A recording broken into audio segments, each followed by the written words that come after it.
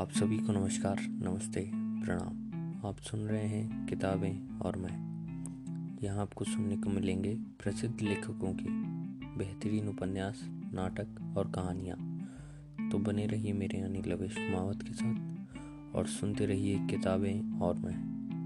आज मैं आपको सुनाने जा रहा हूँ मुंशी प्रेमचंद की लिखी कहानी गिला। जीवन का बड़ा भाग इसी घर में गुजर गया, पर कभी आराम न नसीब हुआ। मेरे पति संसार की दृष्टि में बड़े सज्जन, बड़े शिष्ट, बड़े उदार, बड़े सौम्य होंगे, लेकिन जिस पर गुजरती है वही जानता है। संसार को उन लोगों की प्रशंसा करने में आनंद आता है जो अपने घर को भाड़ में झोंक रहे हों, गैरों के पीछे अपना सर्वनाश किए डालते हों। जो प्राणी घर वालों के लिए मरता है उसकी प्रशंसा संसार वाले नहीं करते। वह तो उसकी दृष्टि में स्वार्थी, कृपण और संकीर्ण हृदय का आचार भ्रष्ट है। इसी तरह जो लोग बाहर वालों के लिए मरते हैं उनकी प्रशंसा घर वालों क्यों नहीं करने लगेंगे। अब इन्हीं को देखें, सारा दिन मुझे जलाया करते हैं। मैं पर्दा तो नहीं करती, लेकिन सौदे सुलभ के लिए बाजार जाना बुरा मालूम होता है। और इनका यह हाल है कि चीज़ मंगवाओ तो ऐसी दुकान से लाएंगे जहाँ कोई ग्राहक भूल कर भी न जाता हो। ऐसी दुकान पर न तो चीज़ अच्छी मिलती है, न तौल ठीक होती है और न ही दाम उचित होते हैं। यह दोष न होते तो वह दुकान बदनाम ही क्यों होती। पर इन्हें ऐसी ही कई बीती दुकानों की चीज़ें लाने का मर्ज है।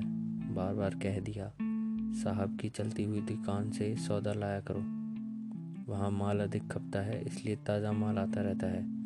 पर इनकी तो टुटपुंजियों से बनती है और वे इन्हें उल्टे छुरे से मूंढते हैं। गेहूँ लाएंगे तो सारे बाजार से खराब, भुना हुआ चावल ऐसा मोटा कि बैल भी न पूछे, दाल में कराई और कंकड़ भरे हुए, मनो लकड़ी जला डालो क्या मजाल की गले।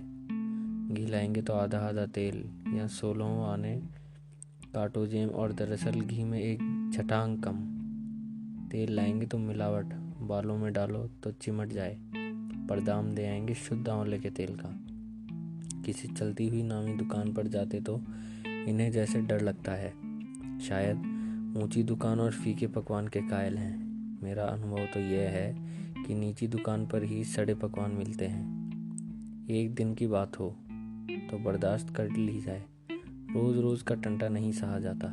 मैं पूछती हूँ, आखिर आप टटपुंजियों की दुकान पर जाते ही क्यों हो? क्या उन्हें पालन पोषण का ठेका तुम्ही ने लिया है? आप फरमाते हैं, मुझे देखकर सब के सब बुलाने लगते हैं। वाह क्या कहना है, कितनी दूर की बात कही है। जरा इन्हें बुला लिया और खुशामद के 2 शब्द क्या सुना दिए, थोड़ी थोड़ी सी सुस्ती कर दी, बस आपका मिजाज आसमान पर जा पहुंचा। फिर इन्हें सुधी नहीं रहती कि यह कूड़ा करकट बांध रहा है या क्या। पूछती हूँ, तुम उस रास्ते से जाते ही क्यों हो? क्यों किसी दूसरे रास्ते से नहीं जाते? ऐसे उठाई गिरों को मुंह की क्यों लगाते हो? इसका कोई जवाब नहीं। एक चुप 100 बाधाओं को हारती है। एक बार गहना बनवाने को दिया। मैं तो महाशय को जानती थी, इनसे क्यों पूछना व्यर्थ समझा। अपने पहचान के एक सुनार को बुला रही थी। संयोग से आप भी विराजमान थे। बोले, यह संप्रदाय विशेष के योग्य नहीं, धोखा खाओगी। मैं एक सुनार को जानता हूँ, मेरे साथ का पड़ा हुआ है, बरसों साथ साथ खेले हैं। वह मेरे साथ चालबाजी नहीं कर सकता। मैंने भी समझा जब इनका मित्र है तो वह भी बचपन का, तो क्या ही एक दोस्ती का हक न निभाएगा। सोने का एक आभूषण और 100 रुपये इनके हवाले किए। इस भले मानस ने वह आभूषण और रुपए न जाने किस बेईमान को दे दिए कि बरसों के झंझट के बाद जब चीज़ बनकर आई तो 8 आने तांबा और इतनी भद्दी सी देखकर घिन लगती थी। बरसों की अभिलाषा धूल में मिल गई, रो पीट कर बैठ रही। ऐसे ऐसे वफादारों तो इनके मित्र हैं जिन्हें मित्र की गर्दन पर छुरी फेरने का संकोच तक नहीं। इनकी दोस्ती भी उन्हीं लोगों से है जो जमाने भर के जट्टू, गिरगट, लंगोटी में फांक खेलने वाले फांके मस्त हैं, जिनका उद्यम ही इन जैसे आंख के अंधों से दोस्ती काटना है। नित्य ही एक न एक महाशय उधार मांगने के लिए सिर पर सवार रहते हैं और बिना लिए गला नहीं छोड़ते, मगर ऐसा कभी न हुआ कि किसी ने रुपए चुकाए हों। आदमी एक बार खोकर सीखता है, 2 बार खोकर सीखता है, किंतु यह भले मानस 1000 बार खोकर भी नहीं सीखते। जब कहती हूँ रुपए तो दे दाए, अब मांग क्यों नहीं लाते? क्या मर गए तुम्हारे वे दोस्त? तो तुम इस बगल झांक कर रह जाते हो। आपसे मित्रों को सूखा जवाब नहीं दिया जाता। खैर, सूखा जवाब न दो। मैं भी नहीं कहती कि दोस्तों से बेमुरौवती करो, मगर चिकनी चुपड़ी बातों में तो बना सकते हो, बहाने तो कर सकते हो। किसी मित्र ने रुपए मांगे और आपके सिर पर बोझ पड़ा, बेचारे कैसे इनकार करें? आखिर लोग जान जाएंगे कि नहीं कि यह महाशय भी खुखल ही है।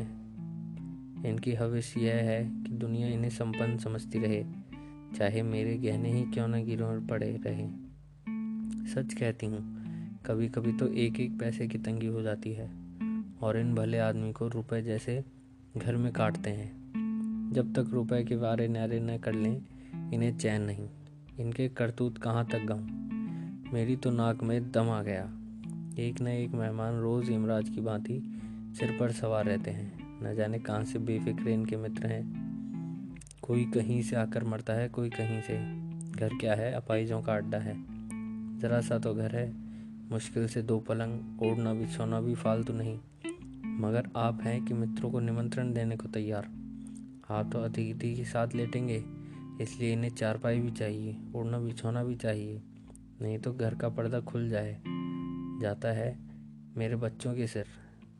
गर्मियों में तो खैर कोई मुजायक नहीं, लेकिन जाड़ों में तो ईश्वर ही याद आते हैं। गर्मियों में भी खुली छत पर तो मेहमानों का अधिकार हो जाता है। अब मैं बच्चों को लिए पिंजरे में पड़ी फड़फड़ाया करूं। इन्हें इतनी समझ भी नहीं कि जब घर की यह दशा है तो क्यों ऐसा मेहमानों को बनाए जिनके पास कपड़े लत्ते तक नहीं। ईश्वर की दया से इनके सभी मित्र इसी श्रेणी के हैं। एक भी ऐसा मायका लाल नहीं जो समय पड़ने पर धेले से भी इनकी मदद कर सके। 2-1 बार महाशय को इसका अत्यंत कटु अनुभव हो चुका है, मगर इस जड़ भरत ने जैसे आंखें न खोलने की कसम खा ली है। ऐसे ही दरिद्र भ्रष्टाचारियों क्यों इनकी पटती है। शहर में इतने लक्ष्मी के पुत्र हैं, पर आपका किसी से परिचय नहीं। उनके पास जाते इनकी आत्मा दुखती है, दोस्ती गांठने दौड़ती है। दोस्ती गांठेंगे ऐसों से जिनके घर में खाने का ठिकाना नहीं। एक बार हमारा कहार छोड़कर चला गया और कई दिनों कोई दूसरा कहार न मिला। किसी चतुर और कुशल कहार की तलाश में थी, किंतु आपको जल्द से जल्द कोई आदमी रख लेने की धुन सवार हो गई। घर के सारे काम पूर्ववत चलते रहे, पर आपको मालूम हो रहा था कि गाड़ी रुकी हुई है। मेरा झूठे बर्तन मांजना और आपका अपना साग भाजी के लिए बाजार जाना इनके लिए असहाय हो गया था। एक दिन जाने कहाँ से एक बांगड़ू को पकड़ लाए। उसकी सूरत कह देती थी कि कोई जांगलू ही है, मगर आपने उसका ऐसा बखान किया कि क्या कहूँ। बड़ा होशियार है, बड़ा आज्ञाकारी, परले सिरे का मेहनती, गजब का सलीकेदार और बहुत ही ईमानदार। खैर, मैंने उसे रख लिया। मैं बार बार क्यों इनकी बातों में आ जाती हूँ, इसका मुझे स्वयं आश्चर्य है। यह आदमी केवल रूप से आदमी था, आदमियत के और कोई लक्षण इसमें न थे। किसी काम की तमीज नहीं। बेईमान न था, पर गधा अव्वल दर्जे का था। बेईमान होता तो कम से कम इतनी तस्कीन तो होती कि खुद खा जाता है, अवागा दुकानदारों के हाथों लुट जाता था।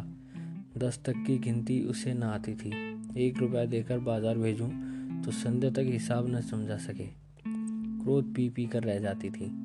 रक्त खौलाने लगता तो दुष्ट के कान उखाड़ लूं, मगर इन महाशय को उसे कभी कुछ कहते नहीं देखा। डांटना तो दूर की बात है, आप नहा धोकर धोती छांट रहे हैं और वहां दूर बैठा तमाशा देख रहा है।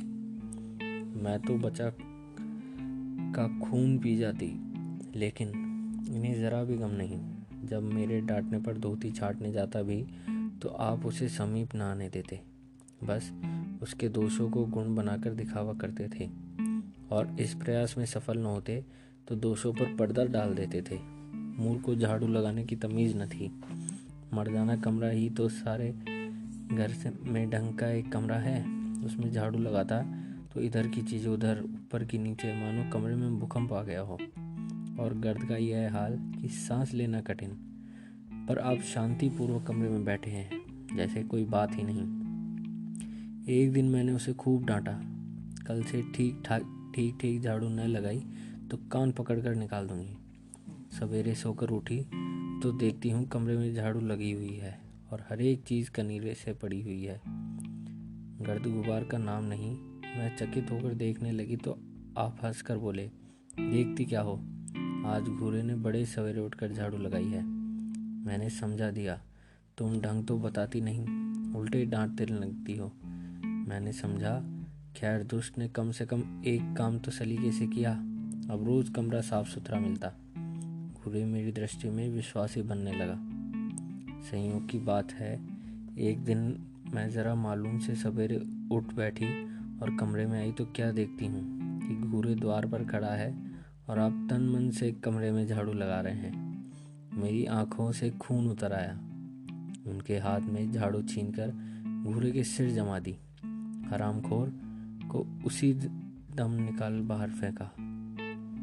आप फरमाने लगे, उसका महीना तो चुका दो, भारी समझ, एक तो काम न करे, उस पर आंखें दिखाए, उस पर पूरी मजूरी भी दे चुका। मैंने एक कौड़ी न दी, एक क्रूरता दिया था वह भी छीन लिया। इस पर जड़ भरत महाशय मुझसे कई दिन रूठे रहे, घर छोड़कर भागे जाते थे, बड़ी मुश्किलों से रुके। ऐसे ऐसे बूंदू भी संसार में पड़े हुए हैं, मैं न होती तो शायद अब तक इन्हें किसी ने बाजार में बेच दिया होता। एक दिन मेहतर ने उतारे कपड़ों पर सवाल किया, इस बेकारी के ज़माने में फालतू कपड़े तो शायद पुलिस वालों या रईसों के घर में हों, मेरे घर में तो ज़रूरी कपड़े भी काफ़ी नहीं। आपका वस्त्रालय एक बक्ची में आ जाएगा जो डाक के पार्सल से कहीं भेजा जा सकता है। फिर इस साल जाड़ों के कपड़ों बनवाने की नौबत न आई। पैसे नज़र नहीं आते, कपड़े कहाँ से बने। मैंने मेहतर को साफ जवाब दे दिया। कड़ाके का जाड़ा पड़ रहा था, इसका अनुभव मुझे कम न था। गरीबों पर क्या बीत रही है इसका भी मुझे ज्ञान था, लेकिन मेरे यहाँ आपके पास खेद के सिवा इसका और कोई क्या इलाज है। जब तक समाज का यह संगठन रहेगा ऐसी शिकायतें पैदा होती रहेंगी। जब एक एक अमीर और रईस के पास एक एक मालगाड़ी कपड़ों से भरी हुई है, तब फिर निर्धनों को क्या नग्नता का कष्ट उठाना पड़े। खैर, मैंने तो मेहतर को जवाब दे दिया। आपने क्या किया कि आपका कोट उठाकर उसको भेंट कर दिया। मेरी देह में आग लग गई। इतनी दानशील नहीं हूँ कि दूसरों को खिलाकर आप सो रहूं। देवता के पास यही एक कोट था, उसको इसकी जरा भी चिंता नहीं हुई कि पहनेंगे क्या। यश के लोभ ने जैसे बुद्धि ही हड़ ली। मेहतर ने सलाम किया, दुआएं दी और अपनी राह ली। आप कई दिनों सर्दी में ठिठुरते रहे। प्रातःकाल घूमने जाया करते थे, वह बंद हो गया। ईश्वर ने उन्हें हृदय भी एक विचित्र प्रकार का दिया है। फटे पुराने कपड़े पहनते, आपको ज़रा भी संकोच नहीं होता। मैं तुम्हारे लाज के गड़ जाती हूँ, पर आपको ज़रा फिक्र नहीं।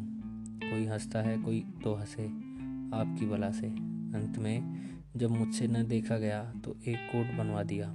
जी तो जलता था कि खूब सर्दी खाने दूं, पर डरी कि कहीं बीमार पड़ जाए तो और बुरा हो। आखिर काम तो उन्हीं को करना है।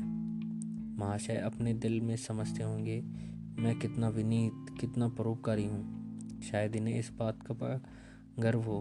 मैं इन्हें परोपकारी नहीं समझती, न विनीत ही समझती हूँ। यह जड़ता है, सीधी सादी निरीहता। जिस मेहतर को आपने कोट दिया, उसे मैंने कई बार रात को शराब के नशे में मस्त झूमता देखा है और आपको दिखा भी दिया है। फिर दूसरों की विवेकहीनता की पुरौती हम क्यों करें। अगर आप विनीत और परोपकारी होते तो घर वालों के प्रति भी आपके मन में कुछ उदारता होती। यह सारी उदारता बाहर वालों के लिए ही सुरक्षित है, घर वालों को उसका अल्पांश भी न मिलना चाहिए। मेरी इतनी अवस्था बीत गई, पर इस भले आदमी ने कभी अपने हाथों से मुझे को फाड़ने दिया। बेशक मैं जो चीज़ बाजार से मंगवाऊँ उसे लाने में इन्हें ज़रा भी आपत्ति नहीं, बिल्कुल उज्र नहीं, मगर रुपए मैं दे दूँ तो यह शर्त है। उन्हें खुद कभी यह उमंग नहीं होती, यह मैं मानती हूँ कि बेचारे अपने लिए भी कुछ नहीं लाते। मैं जो कुछ मंगवा दूँ उसी पर संतुष्ट हो जाते हैं। मगर आखिर आदमी कभी कभी शौक की चीज़ें चाहता ही है। अन्य पुरुषों को देखती हूँ, स्त्री के लिए तरह तरह के गहने, भांति भांति के कपड़े, शौक श्रृंगार की वस्तुएं लाते रहते हैं। यहाँ इस व्यवहार का निषेध है। बच्चों के लिए भी मिठाइयाँ, खिलौने, बाजे शायद जीवन के में एक बार भी नहीं लाए हूँ। शपथ भी खा ली है, इसलिए मैं तो इन्हें कृपण करती हूँ। अरसिक कहूँगी, हृदय शून्य कहूँगी, उदार नहीं कह सकती। दूसरों के साथ इनका जो सेवा भाव है उसका कारण है इनका यश, लोभ और व्यापारिक अज्ञानता।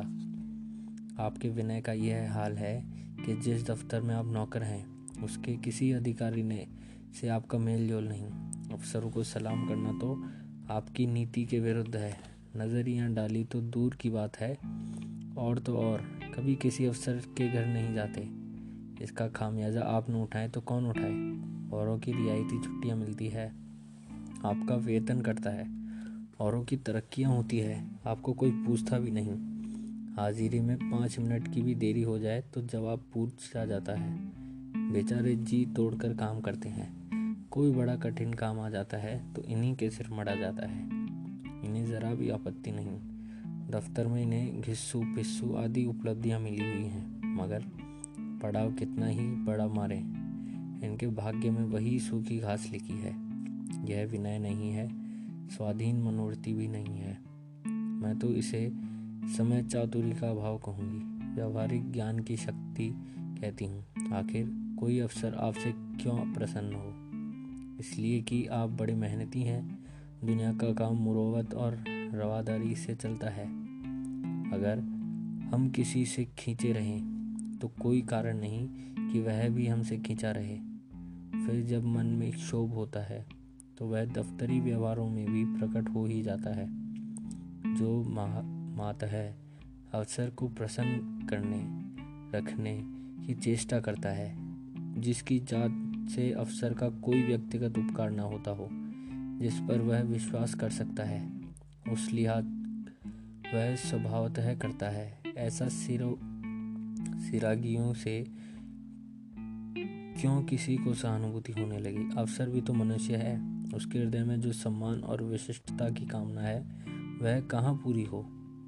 जब अधीनस्थ कर्मचारी ही उससे फिरंट रहें तो क्या उसके अफसर उसे सलाम करने आएंगे?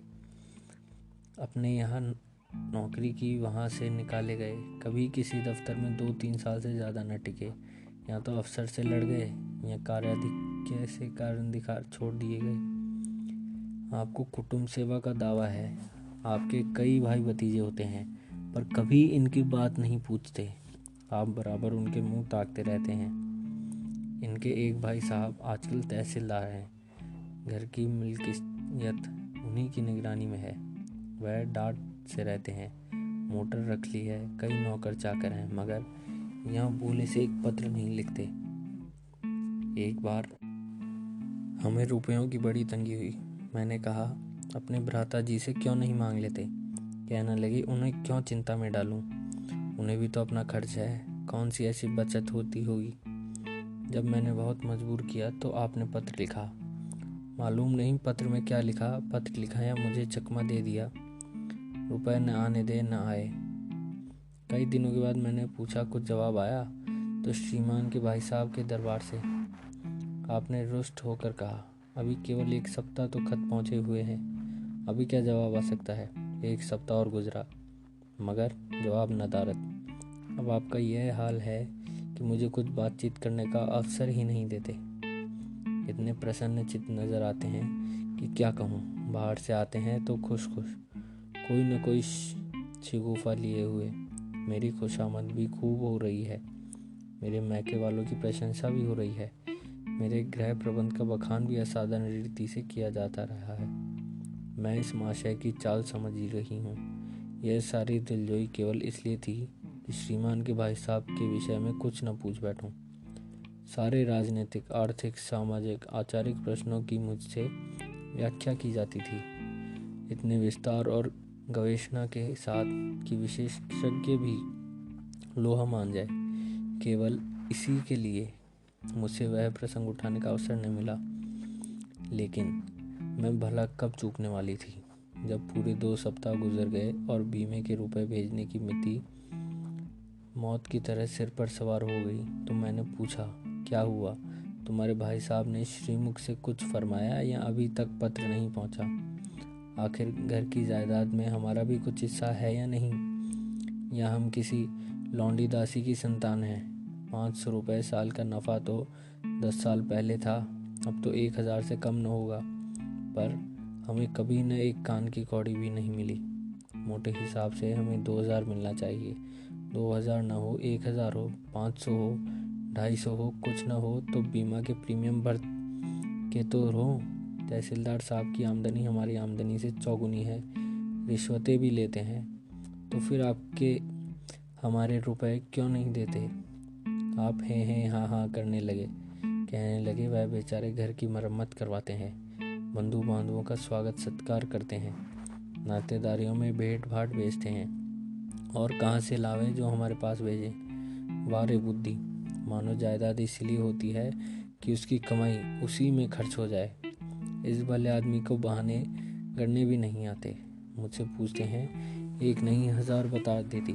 एक से एक बढ़कर कह देते, घर में आग लग गई, सब कुछ स्वाहा हो गया, या चोरी हो गई, तिनका तक न बचा, 10,000 का अनाज भरा था, उसमें घाट रहा, या किसी से फौजदारी हो गई, उसमें दिवाला पिट गया। आपको सूझी भी तो लचर सी बात। तकदीर ठोक कर बैठी रही। पड़ोस की एक महिला से रुपए का कर्ज लिया, तब जाकर काम चला। फिर भी आप भाई भतीजों की तारीफ के पुल बांधते हैं तो मेरे शरीर में आग लग जाती है। ऐसे कौरवों से ईश्वर बचाए। ईश्वर की दया से आपके 2 बच्चे हैं, 2 बच्चियां भी हैं। ईश्वर की दया कहूँ या कोप कहूँ, सब के सब उद्यमी हो गए हैं, खुदा की पनाह। मगर क्या मजाल है कि यह बूंदू किसी को कड़ी आंखों से देखे। रात के 8 बज गए हैं, युवराज अभी घूम कर नहीं आए। मैं घबरा रही हूँ। आप निश्चित बैठे अखबार पढ़ रहे हैं।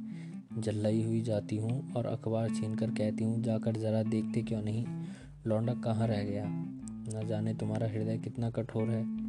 ईश्वर ने तुम्हें संतान ही न जाने क्यों दे दी। पिता का पुत्र के साथ कुछ तो धर्म है। तब आप भी गम हो जाते हैं। अभी तक नहीं आया, बड़ा शैतान है। हाथ बचा आते हैं तो कान उखाड़ लेता हूँ। मारे हंटरों से उखाड़ धेड़ कर रख दूंगा। यूं बिगड़कर तैश के साथ आप उसे खोजने निकलते हैं। संयोग की बात है, आप उधर जाते हैं, इधर लड़का आ जाता है। मैं पूछती हूँ, तू किधर से आया गया? तुझे वह ढूंढने गए हैं, देखना आज कैसी मरम्मत होती है। ये आदत ही छूट जाएगी। दांत पीस रहे थे, आते ही होंगे। छड़ी भी उनके हाथ में है। तुम इतने मन के हो गए हो कि बात नहीं सुनते। आज आटे दाल का भाव मालूम होगा। लड़का सहम जाता है और लैंप जलाकर पढ़ने बैठ जाता है।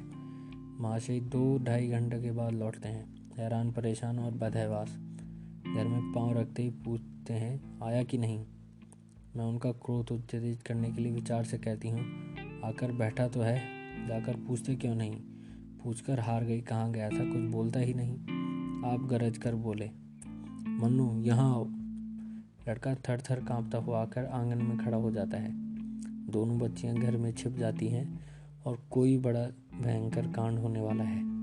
छोटा बच्चा खिड़की से चूल्हे की तरह झांक रहा है। आप क्रोध में बौखलाए हुए हैं। हाथ में छड़ी है ही। मैं भी वह क्रोधान्वित आकृति देखकर पछताने लगती हूँ कि कहाँ से इनसे शिकायत की। आप लड़के के पास जाते हैं, मगर छड़ी जमाने के बदले आहिस्ते से उसके कंधे पर हाथ रखकर बनावटी क्रोध से कहते हैं, तुम कहाँ गए थे जी? मना किया जाता है, मानते क्यों नहीं? खबरदार जो अब कहीं इतनी देर रहे होंगे। आदमी शाम को घर चला आता है या मटर गश्ती करता है। मैं समझती रही हूँ कि यह भूमिका है। विषय अब आएगा। भूमिका तो बुरी नहीं, लेकिन यहाँ तो भूमिका पर इति हो जाती है। बस आपका क्रोध शांत हो गया, बिल्कुल जैसे क्वार की घटा घेर हुआ। काले बादल आए, गड़गड़ाहट हुई और गिरी क्या 4 बूंदें। लड़का अपने कमरे में चला जाता है और शायद खुशी से नाचने लगता है। मैं पराभूत होकर कहती हूँ, तुम जो जैसे डर गए, भला 2-4 तमाचे लगाए होते, इसी तरह तो लड़के शेर हो जाते हैं। आप फरमाते हैं, तुमने सुना नहीं मैंने कितनी जोर से डांटा। बच्चा की जान ही निकाल गई हुई देख लेना, जो फिर कभी देर से आया तो। तुमने डांटा तो नहीं, हाँ आंसू पहुँच दिए। तुमने मेरी डांट सुनी नहीं। क्या कहना है आपकी डांट का? लोगों के कान बहरे हो गए। लो तुम्हारा गला सहला दूं। आपने एक नया सिद्धांत निकाला है कि दंड देने से लड़का खराब हो जाते हैं। आपके विचार से लड़कों को आज़ाद रहना चाहिए, उन पर किसी तरह का बंधन, शासन या दबाव न होना चाहिए। आपके मत से शासन बालकों को मानसिक विकास में बाधक होता है। इसी का यह फल है कि लड़के बेनकल के ऊंट बने हुए हैं। कोई 1 मिनट भी किताब खोलकर नहीं बैठता। कभी गुल्ली डंडा, कभी गोलियां, कभी कनकौवे। श्रीमान भी लड़कों के साथ खेलते हैं। 40 साल की उम्र और लड़कपन इतना। मेरे पिताजी के सामने मजाल थी कोई लड़का कनकौवा उड़ा ले या गुल्ली डंडा खेल सके। खून पी जाते। प्रातःकाल से लड़कों को लेकर बैठ जाते थे। स्कूल के जो ही लड़के आते फिर ले बैठते थे। बस संध्या समय आधे घंटे की छुट्टी देते थे। रात को फिर जोत देते। यह नहीं कि आप तो अखबार पढ़ा करें और लड़के गली गली भटकते फिरें। कभी कभी आप सींग काट कर बछड़े बन जाते हैं, लड़कों के साथ ताश खेलने बैठा करते हैं। ऐसे बाप का भला लड़कों पर क्या रौब हो सकता है? पिताजी के सामने मेरे भाई सीधे ताक नहीं सकते थे। उनकी आवाज़ सुनते ही तहलका मच जाता था। उन्होंने घर में कदम रखा और शांति का साम्राज्य हुआ। उनसे उसके सम्मुख जाते लड़कों के प्राण सूख जाते थे। उसी शासन की यह बरकत है कि सभी लड़के अच्छे अच्छे पदों पर पहुंच गए। हाँ, स्वास्थ्य किसी का अच्छा नहीं है तो पिताजी ही का स्वास्थ्य कौन बड़ा अच्छा था। बेचारे हमेशा किसी न किसी औषधि का सेवन करते रहते थे। और क्या कहूँ, एक दिन तो हद हो गई। श्रीमान जी लड़के को कनकौवा उड़ाने की शिक्षा दे रहे थे कि घुमाओ, यूँ गोता दो, यूँ खींचो, यूँ ढील दो। ऐसा तन मन से सिखा रहे थे कि मानो गुरु मंत्र दे रहे हों। उस दिन मैंने इनकी ऐसी खबर ली कि याद करते होंगे। तुम कौन होते हो मेरे बच्चों को बिगाड़ने वाले? तुम्हें घर से कोई मतलब नहीं है, न हो, लेकिन आप मेरे बच्चों को खराब न कीजिए, बुरी बुरी आदतें न सिखाइए। आप उन्हें सुधार नहीं सकते तो कम से कम बिगाड़िए मत। लगे बगले झांकने। मैं चाहती हूँ एक बार यह भी गर्म पड़े तो अपनी चंडी रूप दिखाऊं, पर यह इतना जल्द दब जाते हैं कि मैं हार जाती हूँ। पिताजी किसी लड़के को मेले तमाशे न ले जाते थे। लड़का सिर पटक कर मर जाए मगर ज़रा भी न पसीजते थे। और इन महात्मा जी का यह हाल है कि एक एक से पूछ कर मेले ले जाते हैं। चलो चलो, वहाँ बड़ी बाहर है, खूब आतिशबाजियाँ छूटेंगी, गुब्बारे उड़ेंगे, विलायती चरखियाँ भी है, उन पर मज़े से बैठना। और तो और आप लड़कों को हॉकी खेलने से भी नहीं रोकते। यह अंग्रेज़ी खेल भी कितने जानलेवा होते हैं। क्रिकेट, फुटबॉल, हॉकी, एक से एक घातक। गेंद लग जाए तो जान लेकर ही छोड़ें। पर आपको इन सभी खेलों से प्रेम है। कोई लड़का मैच में जीत कर आ जाता है तो ऐसे फूल उठते हैं मानो किला जीत कर आया हो। आपको इसकी ज़रा भी परवाह नहीं कि चोट चपेट आ गई तो क्या होगा। हाथ पांव टूट गए तो बेचारों की ज़िंदगी कैसी पार लगेगी। पिछले साल कन्या का विवाह था। आपको जिद थी कि दहेज में नाम कानी कौड़ी भी न देंगे, चाहे कन्या आजीवन कुंवारी बैठी रहे। यहाँ भी आपका आशीर्वाद आकूता। समाज के नेताओं का छल प्रपंच आए दिन देखते रहते हैं, फिर भी आपकी आंखें नहीं खुलती। जब तक समाज की यह व्यवस्था कायम है, युवती कन्या का अविवाहित रहना निंदास्पद है, तब तक यह प्रथा मिटने की नहीं। 2-4 ऐसे व्यक्ति भले ही निकल आवें जो दहेज के लिए हाथ न फैलावें, लेकिन इसका परिस्थिति पर कोई असर नहीं पड़ता और कुप्रथा ज्यों की त्यों बनी हुई है। पैसों की तो कमी नहीं है, दहेज की बुराइयों पर लेक्चर दे सकते हैं, लेकिन मिलते हुए दहेज को छोड़कर देने वाले मैंने आज तक न देखा। जब लड़कों की तरह लड़कियों की शिक्षा और जीविका की सुविधाएं निकल जाएंगी तो यह प्रथा भी विदा हो जाएंगी। उसके पहले संभव नहीं। मैंने जहाँ जहाँ संदेश भेजा, दहेज का प्रश्न उठकर खड़ा हो गया और अब आपने प्रत्येक अवसर पर टांग अड़ाई। अब इस तरह पूरा साल गुजर गया और कन्या को 17वां लग गया तो मैंने एक जगह बात पक्की कर ली। आपने भी स्वीकार कर लिया, क्योंकि वर पक्ष ने लेन देन का प्रश्न उठाया ही नहीं। हालांकि अंतःकरण में उन लोगों को पूरा विश्वास था कि अच्छी रकम मिलेगी, और मैंने भी तय कर लिया था कि यथाशक्ति कोई बात उठा न रखूंगी। विवाह के सकुशल होने पर कोई संदेह न था, लेकिन इन महाशय के आगे मेरी एक न चली और यह प्रथा निंद हो गई। यह रस्म निरर्थक है। यहाँ रुपये की क्या जरूरत, यहाँ गीतों का काम है। नाक में दाम था, यह क्यों वह क्यों, यह सब तो साफ दहेज है। तुमने मेरे मुंह पर कालिख लगा दी, मेरी आबरू मिटा दी। जरा सोचिए इन परिस्थिति को कि बारात द्वार पर पड़ी हुई है और यहाँ बात बात पर शास्त्रार्थ हो रहा है। विवाह का मुहूर्त आधी रात के बाद का था। प्रथानुसार मैंने व्रत रखा, किंतु आपकी टेक थी कि व्रत की कोई जरूरत नहीं। जब लड़के के माता पिता व्रत नहीं रखते, जब लड़का तक व्रत नहीं रखता, तो कन्या पक्ष वाले ही व्रत क्यों रखें। मैं और सारा खानदान मना करता रहा, लेकिन आपने नाश्ता किया, भोजन किया। खैर, कन्यादान का मुहूर्त आया।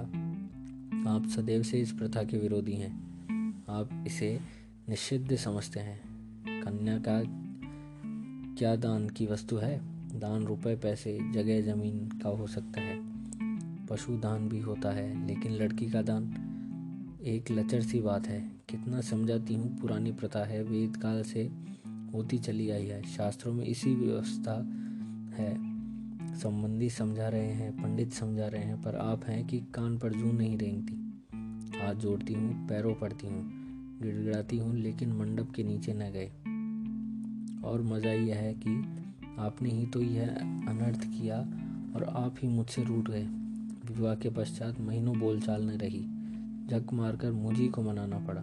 किंतु सबसे बड़ी विडंबना यह है कि इन सारे दुर्गुणों के होते हुए भी मैं इनसे एक दिन भी पृथक नहीं रह सकती, एक क्षण का वियोग नहीं सह सकती।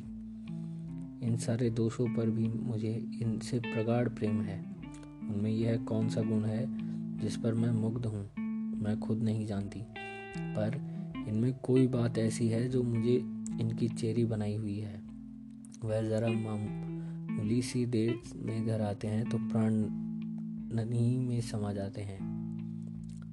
आज यदि विधाता इनके बदले मुझे कोई विद्या और बुद्धि का पुतला, रूप और धन का देवता भी दे, तो मैं उसकी ओर आंखें उठाकर न देखूं।